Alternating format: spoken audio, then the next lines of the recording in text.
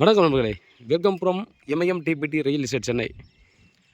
இந்த இடம் எங்கன்னு கேட்டிங்கன்னா, முடிச்சூர் அட்டை கம்பெனி வரதாஜபுரம் இருக்கு இல்லையா, அதில் மாரல் கவுண்ட்ரியில் ஒரு அருமையான ஷாப் சைட்டுங்க. சூப்பரான ஒரு ஷாப் சைட்டு வந்து நமக்கு 50 ரோட்லேயே சேல்ஸுக்கு வந்துருக்குதுங்க. North east corner. ஸோ நார்மலாகவே பார்த்திங்கன்னா நமக்கு ஈஸ்ட்டு நார்த்து ஏதாவது ஒன்று கிடைச்சாலே அபூர்வமாக தான் சொல்லுவாங்க. இதில் நமக்கு வந்து நார்த் ஈஸ்ட்டு கார்னராக 2 பக்கமே சூப்பரான ஒரு ஃபேஸிங்கில் நமக்கு வந்துருக்குதுங்க. இதில் நார்த்து சைடில் 80 அடி வருது, ஈஸ்ட்டில் 50 அடி வருது. டோட்டலாக பார்த்திங்கன்னா 4000 square feet, I8 40, 4000 square feet பார்த்திங்கன்னா ஷாப் சைட் வந்துருக்கு. ஸோ அந்த 50 அடி ரோட்டில் ஃபுல்லாக பார்த்திங்கன்னா நம்ம வந்து கடை ஷாப் கட்டிட்டு அந்த பக்கம் ரெசிடென்ஸ்லாம் யூஸ் பண்ணிக்கலாம். இதில் இன்னொரு பியூட்டி என்னென்னா, நமக்கு அந்த ஈஸ்ட் சைடில் 50 அடி ரோடு, நார்த் சைடில் 40 அடி ரோடு. ஒரு ஸ்போர்ட்ஸ் அகாடமி இந்த லைனில் தான் இருக்குது. ஸோ அப்பார்ட்மெண்ட்ஸும் நிறைய அப்பார்ட்மெண்ட்ஸ் பார்த்திங்கன்னா இந்த சரௌண்டிங்கில் இருக்குது. ஸோ இதை வந்து நீங்கள் ரெசிடென்ஸ்லாம் யூஸ் பண்ணிக்கலாம், கமர்ஷியல் யூஸ் பண்ணலாம். 2 in 1ன்றுவாங்க இல்லையா. ஸோ அந்த மாதிரி ரெசிடென்ஷியல் வித் கமர்ஷியல். நீங்கள் வந்து பார்த்திங்கன்னா இதை வாங்குறவங்க ஈஸியாக வாங்கிட்டு அப்பார்ட்மெண்ட் கட்டி சேல்ஸ் பண்ணாலும் இம்மிடியட்டாக சேல்ஸ் ஆகிடும். ஏன்னா நீங்கள் முன்னாடிலாம் பார்க்குறீங்க பாருங்கள், அதெல்லாம் பார்த்திங்கன்னா ரொம்ப நாளைக்கு முன்னாடியே அப்பார்ட்மெண்ட்டு சேல்ஸ் ஆகிடுச்சு. சுற்றி இண்டிவிஜுவல் வீடுகளும் இருக்குது, நீங்கள் அதை சுற்றி பார்க்கலாம். Very closed Manimangal road. Rate பார்த்திங்கன்னா 3500 பர் ஸ்கொயர் ஃபீட் நெகோசியபிள் சொல்கிறாங்க. ஸோ கொஞ்சமாக குறைச்சிக்கலாம். இந்த ரோட்டில் நீங்கள் வந்து எந்த இடத்துல பார்த்தாலும் கிட்டத்தட்ட இந்த ரேட்டில் தான் சொல்லுவாங்க. 3.5 சொல்லி அதை வந்து நெகோசியபிள் பண்ணி தான் பேசுவாங்க. ஸோ ஃப்யூச்சரில் டெவலப்மெண்ட் பார்த்தீங்கன்னா அந்த இடத்துல நல்லாவே இருக்குன்றது தான் உண்மை. ஏன்னா அந்த மணிமங்கலம் ரோட்லேருந்து இந்த பக்கம் வந்து எக்ஸாக்டாக இந்த ரோடை அகலப்படுத்தி 50 அடி ரோடை அகலப்படுத்திட்டு இந்த பக்கம் டிரான்ஸ்போர்ட் எல்லாம் பார்த்திங்கன்னா அப்படியே இந்த பக்கம் ஷிஃப்ட் பண்ணுறதுக்கு வேலையெல்லாம் போயிட்டுருக்கு அப்படின்ற மாதிரி தான் சொல்கிறாங்க. இங்கேருந்து ஸ்ட்ரெயிட்டாக ரூபி பில்டர்ஸ் போயிட்டு ரூபி பில்டர்ஸ் பேக் சைடில் 80 ரோடு நியூ பஸ் ஸ்டாண்டுக்கு அப்படியே ஸ்ட்ரெயிட்டாக பார்த்திங்கன்னா நியூ பஸ் ஸ்டாண்டுக்கு கனெக்ஷன் பண்ணிவிடுவாங்க. ஸோ அந்த மாதிரி தான் இப்போதைக்கு இருக்கிற பிளானு.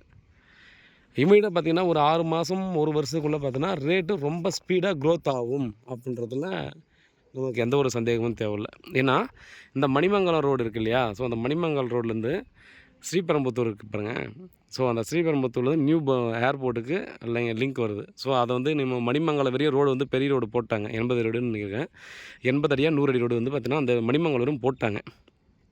அதுக்கப்புறம் எக்ஸ்டெண்ட் பண்ணிவிட்டு போட்டதுக்கப்புறம் பார்த்தோன்னா மெட்ரோவும் இந்த பக்கம் வர்றதுக்கு சான்ஸ் இருக்குது. ஸோ இந்த ஹைவே போட்டெல்லாம் இந்த லைனில் தான் மெட்ரோ விடுவாங்க. இங்கேருந்து லிங்க் பண்ணி நமக்கு கிளாம்பாக்கம் நியூ பஸ் ஸ்டாண்டுக்கு ஒரு லிங்க் போகும். அதனால் பார்த்திங்கன்னா நீங்கள் ரேட்டு விசாரித்து பார்க்கலாம். இந்த சரௌண்டிங்கில் வந்து எந்த அளவுக்கு ரேட் வந்து ஒரு 6 மாதத்துக்கு முன்னைக்கும் இப்போக்கும் எந்த அளவுக்கு ரேட் இன்க்ரீஸ் ஆகிட்டுருக்கு அப்படின்ற ஒரு விஷயம் நீங்களே கொஞ்சம் சர்ச் பண்ணி பார்த்துட்டு ரேட்டை நம்ம பேசலாம். இங்கேருந்து ஜஸ்ட் ஒரு 1.25 கிலோமீட்டரில் Ruby builders landmark. So zoom பண்ணி காட்டுறேன் பாருங்கள். ரூபி பில்டர்ஸ் லேண்ட்மார்க் ஸ்ட்ரெயிட்டாக அந்த பக்கம் வருது. இங்கேருந்து பார்த்திங்கன்னா ஒரு 500 மீட்டரில் மணிமங்கல் ரோடு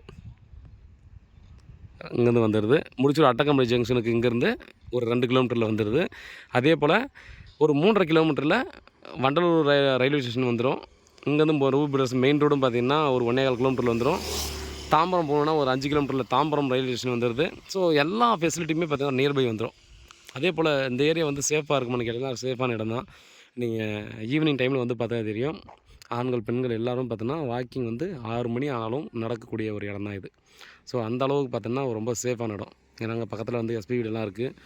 சுற்றியும் பார்த்தோன்னா மக்கள் நடமாட்டம் எனி டைம் இருந்துகிட்டே இருக்கும் அப்படின்ற மாதிரி இடம் தான். கண்டிப்பாக இந்த இடத்த சொல்லலாம்.